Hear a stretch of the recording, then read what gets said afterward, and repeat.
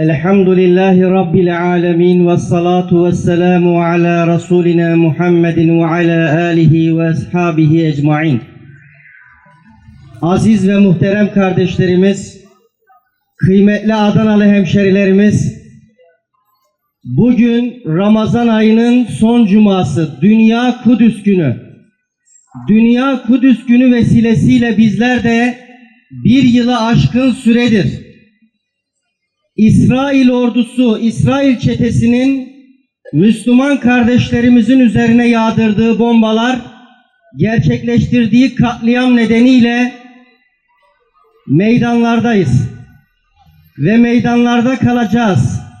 İnşallah şu an Cuma'dan çıkan kardeşlerimizi de Filistinli ve Gazze'li kardeşlerimize destek amacıyla buraya davet ediyoruz. Euzubillahimineşşeytanirracim. Bismillahirrahmanirrahim. Elhamdülillahi Rabbil alemin. Ve salatu ve selamu ala Resulina Muhammedunul emin. Ve ala alihi ve sahbihi ve sellim ecmain. Hamd alemlerin Rabbine. Salat ve selam Allah'ın Habibi, Risalet zincirinin son halkası olan Hz. Muhammed Mustafa'ya, gökteki yıldızlar hükmünde olan seçkin ashabına, pak ehli beytine ve onun yolunu takip eden tevhid ehlinin üzerine olsun. Bir gece kendisine bazı ayetlerimizi gösterelim diye kulunu Mescid-i Haram'dan çevresini mübarek kıldığımız Mescid-i Aksa'ya götüren Allah eksikliklerden münezzehtir. O gerçekten her şeyi işitmekte ve her şeyi görmektedir. İsra suresi 1. ayet. Bugün Dünya Kudüs Günü. Dünya Müslümanlarının, özgür halkların Kudüs için meydanlara döküldükleri, Kudüs'e olan aşklarını, sevdalarını, hasretlerini haykırdıkları gün. Esaret altında olan Kudüs için gözyaşları döktükleri, Kudüs'ün özgürlüğü için dua ettikleri, bu uğurda mücadeleyi göze aldıkları bir gün. Kudüs, yeryüzüne inen rahmetin adıdır. Peygamberlerin ayak izleriyle mukaddes kılınmış, göğe yükselen dualarla mühürlenmiş, zamanın kalbine kazınmış bir şehirdir Kudüs. Kudüs, taşlarında secde sinmiş, minberlerinde adalet yankılanmış bir emanettir. Her sokağında bir peygamberin ayak izi, her taşında bir müminin duası saklıdır. Kudüs, gökyüzüne açılan bir kapıdır. Bir gece gökler onu selamlarken arş-ı alaya doğru bir kutlu misafir yol aldı. Kudüs, gözyaşıyla yıkanmış, dualarla bezenmiş bir direniş destanıdır. Yüreğinde Yusuf'un sabrını, Yakup'un özlemini, İbrahim'in teslimiyetini taşır Kudüs. Kudüs, yetim çocukların avuçlarında bir kırık ekmek, annelerin gözlerinde sessiz bir feryattır Kudüs. Her sabah ezanla dirilir, her akşam bir umutla bekler Kudüs. Kudüs, minarelerinden yükselen her tekbirle, işgal altında bile özgürlüğü fısıldayan bir haykırışın adıdır Kudüs. Onu esir almak isteyenler, taşlarında yankılanan hakikati duymaktan acizdirler. Kudüs, müminlerin imtihanıdır. Sessiz kalırsak yetim kalacak, sahip çıkarsak şahit olacak Allah'ın izniyle. Kudüs, yeryüzünde adaletin yankılanacağı günü bekleyen bir müjdedir. Zira Allah'ın vaadi haktır. Zalimler nasıl bir inkılapla devrileceklerini yakında bileceklerdir. Kudüs direniştir. Kudüs dua ve bekleyiştir. Kudüs adaletle gelecek olan zaferin ayak adımlarıdır. Kudüs yeryüzünün en mukaddes şehirlerinden biridir. Burası peygamberlerin ayak bastığı, vahyin nazil olduğu ve İslam'ın ilk kıblesi olan Mescid-i Aksa'nın bulunduğu beldedir Kudüs. Kudüs, yüzyıllardır müminlerin kalbinde yer eden kutsal değerlerin ve ilahi hikmetin sembolüdür Kudüs. Mescid-i Aksa sadece bir ibadet yeri değil, aynı zamanda peygamberlerimizin adımlarının izlerini taşıyan, ruhları aydınlatan bir mihmandır Kudüs. Bugün Müslümanların onur ve izzetini temsil eden Kudüs, zalim Siyonist işgalcilerin kirli elleri altında inim inim inlemektedir. Filistin halkı 1948'den bu yana sistematik zulüm, katliam ve sürgünlerle karşı karşıya bırakılmıştır. Özellikle son dönemde Gazze'de yaşanan insanlık dışı saldırılar, sivil yerleşim yerlerinin bombalanması, hastanelerin ve ibadethanelerin hedef alınması, Siyonist rejimin vahşetini bir kez daha gözler önüne sermiştir. Kudüs davası yalnızca Filistin halkının değil, tüm Müslümanların ve mazlumların davasıdır. Mescid-i Aksa'nın özgürlüğü için mücadele etmek her müminin görevidir. Peygamber Efendimiz şöyle buyurmuştur: Mescid-i Aksa'ya gidin, Mescid-i Aksa'ya gidin, Mescid-i Aksa'ya gidin ve orada namaz kılın. Eğer oraya gidemezseniz kandillerinde yakılmak üzere zeytinyağı gönderin diye buyurmuştur Nebi Aleyhisselatü Vesselam.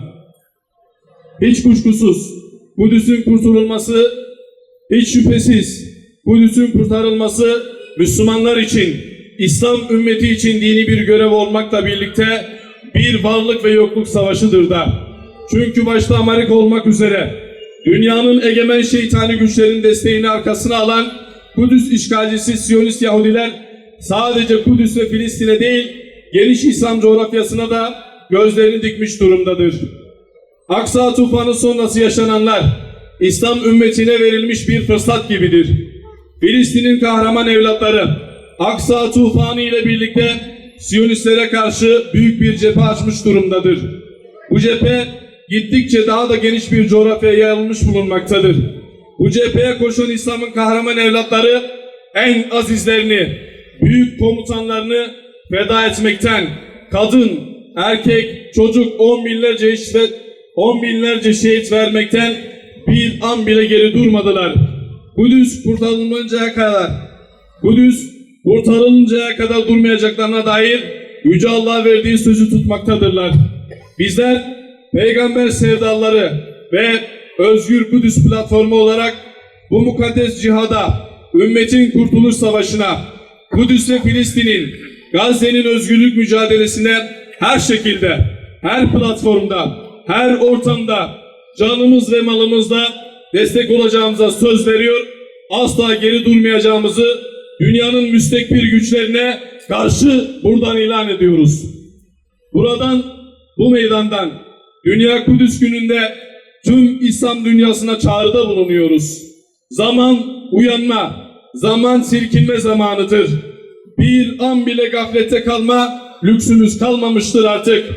Kudüs'ün kurtuluşu için kıyam etmiş, feryatlarıyla ümmeti yardıma çağıran kahraman kardeşlerimizin imdadına koşma, bir yardımcı yok mu diyen mazlum, mustazaf kadın, erkek ve çocuklar için ayağa kalkma zamanıdır. Ey Müslümanlar, ey İslam ümmeti, ey müminler, ey kadınlar, ey gençler, ey yaşlılar, ey onur ve izzetlerini yitirmemiş, vicdan sahibi, özgür insanlar. Kudüs'ün kurtuluş savaşı başlamıştır Allah'ın izniyle. Allah'ın salih kulları cihadı kuşanmış, Kudüs işgalcisi Siyonistler ve destekçileri için onlara olan haçlılar ile savaşa tutulmuşlardır Allah'ın izniyle. Savaş başlamıştır Allah'ın izniyle. Ey müminler, ey Müslümanlar, onlara yardım edin. Kudüs davasının savaşçılarına yardım edin. Ayağa kalkın bir an önce. Yöneticisiyle, yönetileniyle tüm İslam ümmeti olarak bu varlık savaşında tereddütsüz yerimizi almamız gerekir. On binlerce şehit verme pahasına, şehirlerin yerle bir olma pahasına, evsiz barksız, aç ve çıplak kalma pahasına Aksa tufanı destanıyla Siyonist cephe karşısında tarihin en büyük direnişini başlatmış bulunan kardeşlerimiz bizleri bekliyor. İslam ümmetini bekliyor bir an önce. Bu iman küfür savaşına, hak batıl savaşına, Furkan savaşına malımızla, canımızla, dilimizle, boykotlarımızla katkıda bulunup Kudüs'ün kurtuluşu yolunda zafer dolu günlerle yürüyelim Allah'ın izniyle. Bu vesileyle tüm Müslümanların Dünya Kudüs günü tebrik ediyor. en kısa zamanda bugünün Özgür Kudüs'te ve Mescid-i Aksa'da kutlanmasını Yüce Rabbimizden niyaz ediyoruz. Bu dava uğrunda mücadele eden ve bedel ödeyen tüm liderleri ayakta selamlıyoruz. Ruhları şad olsun, davaları davamızdır Allah'ın izniyle. Bununla beraber bedel ödeyen tüm kardeşlerimizi rahmet ve minnetle yad ediyoruz. Rabbimiz bizleri de bu yüce dava uğrunda mücadele eden şerefli kullarından eylesin inşallah. Bu vesileyle Peygamber sevdaları olarak, Özgür Kudüs platformu olarak bayramınızı tebrik ediyoruz. Allah-u Teala bir sonraki bayram namazımızı, bayramdan önceki son cumamızı Kudüs'te Mescid-i Aksa'da kılmayı Rabbim bizlere nasip eylesin. Kardeşlerim, inşallah duamızla basın açıklamamıza son vereceğiz. Fakat boykotu hatırlatmak zorundayız. Hem bacılarımız hem erkek kardeşlerimiz, Allah rızası için boykotu bırakmayalım. Ramazan ayında nasıl ki İsrail menşeili hurmaları yemediysek, İnşallah bayramlarımızı da İsrail menşeili, İsrail'e destek veren şirket menşeili firmaların şekerlerini misafirlerimize ikram etmeyerek ve çocuklarımıza yedirmeyerek bu mücadelemize devam edeceğiz. والصلاة والسلام على رسولنا محمد النبي الأمين وعلى آله وصحبه أجمعين. اللهم ربنا يا ربنا تقبل منا إنك أنت السميع العليم. اللهم يا قحار يا جبار يا منتقم يا سريع الحساب ويا هازم الأحزاب، عليك بإسرائيل، عليك بإسرائيل، عليك بإسرائيل وأمريكا وأتباعهم، وشدد شملهم وكسر شوكهم، واجعلهم هم أموالهم وأولادهم غنيمة للمجاهدين يا قدير يا معين. Tüm katılımcı kardeşlerimizden Allah razı olsun.